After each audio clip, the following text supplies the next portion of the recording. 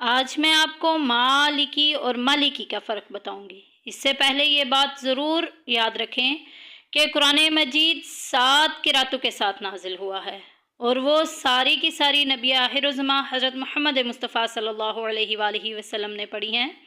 اس کی ایک مثال ہمیں سورۃ فاتحہ میں ملتی ہے کہ مالکی یوم الدین اور مالکی یوم الدین ایک ہی ہے۔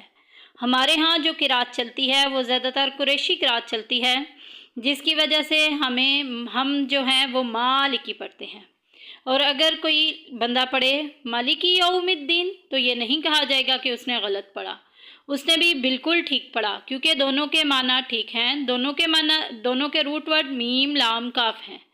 ایک کا مطلب مالکی یوم الدین کہ قیامت کے دن کا مالک ہے، اختیار ہے اس کے پاس، اور مالکی بادشاہ ہے، بادشاہ ہے قیامت کے دن کا، سارا اختیار اسی کے